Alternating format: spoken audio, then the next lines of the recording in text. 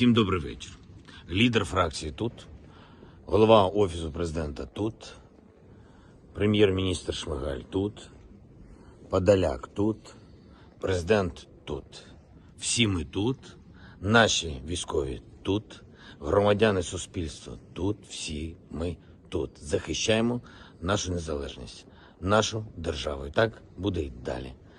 Слава нашим захисникам, слава нашим захисницям. слава Україні! слава.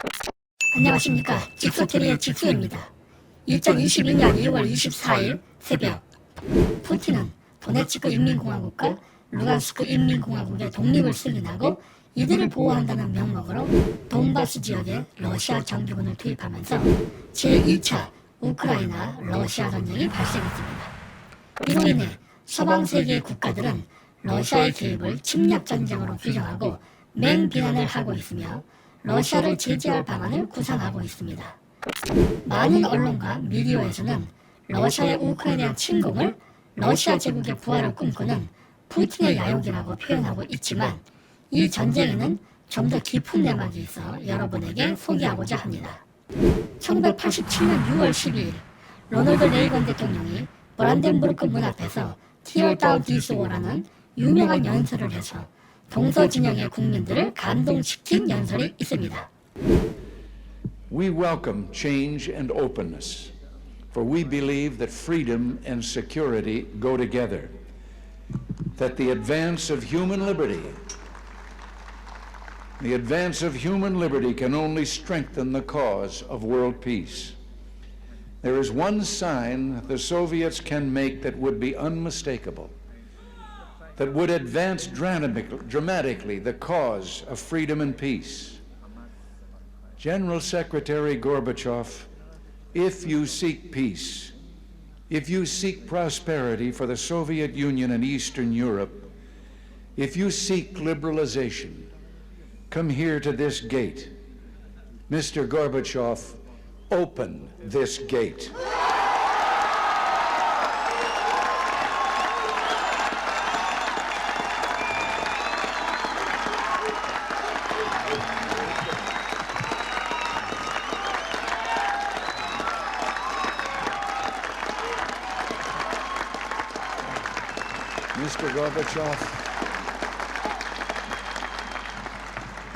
Mr. Gorbachev, tear down this wall.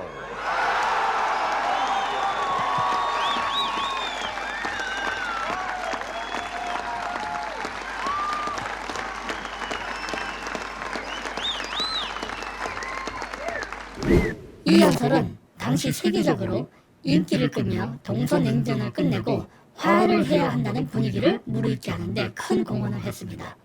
더구나 1988년 서울올림픽을 통해 1980년 모스크바 올림픽, 1984년 LA 올림픽으로 반쪽짜리 올림픽을 하다가 8년 만에 다시 양 진영의 사람들은 동서냉전의 대표적인 전쟁이 발생했던 나라인 대한민국에서 다시 만나 이번에는 전쟁이 아닌 스포츠 축제를 통해 세계가 평화를 위해 하나가 될 수 있다는 낭만적인 기대감이 급상승하게 되었습니다. 서울올림픽에 참가했던 소련을 포함한 많은 동유럽권 선수들은 대한민국의 경제적 발전에 큰 충격을 받았습니다. 6.25 전쟁으로 파괴된 최빈국의 대한민국이 전 세계의 선수들을 초청하여 국제행사를 할 만큼 경제 성장을 이루었다는 것을 보며 자기 나라로 돌아간 동구권 선수들은 입에서 입으로 대한민국의 성장을 이웃들에게 전하며 동서냉전을 종식시켜야 자기들도 대한민국처럼 부유한 나라가 될 것이라고 생각하게 되었습니다. 이러한 자유주의 물결로 인해 1989년 2월 15일 소련군은 아프가니스탄에서 철수했으며 1989년 11월 9일에는 베를린 장벽이 무너지고 90년 10월 3일에는 통일도끼리 탄생하게 되었습니다. 그러나 동서냉전이 사라지면서 우리들이 생각했던 평화는 오지 않았습니다. 양 진영의 적대적 관계가 사라지면서 소련에 속해 있던 많은 동유럽의 공산진영 국가들은 공산주의를 버리고 서방 진영 편으로 갔을 뿐만 아니라 1990년 8월 2일 걸프전으로 인해서 중동 지역의 국가들 중에 존재했던 반미, 친소적 국가들도 대부분 미국으로 노선을 바꾸면서 소련은 급격히 그 영향력을 상실하게 되었습니다. 설상가상으로 1991년 12월 26일에는 소련이 붕괴되는 사태가 발생하면서 동서냉전의 종식과 함께 미국과 소련이 함께 공생하는 평화로운 시대가 아닌 미국의 승리로 끝나면서 미국을 중심으로 한 국제 질서가 만들어지게 되었습니다. 한때는 미국과 자항을 겨루며 세계 최초로 우주선을 발사하던 최첨단 국가였던 초강대국이 이제는 석유와 가스를 팔아먹고 사는 개발도상국으로 몰락한 비참한 현실에 러시아 사람들은 사기를 잃고 역사의 주 무대에서 서서히 밀려났습니다.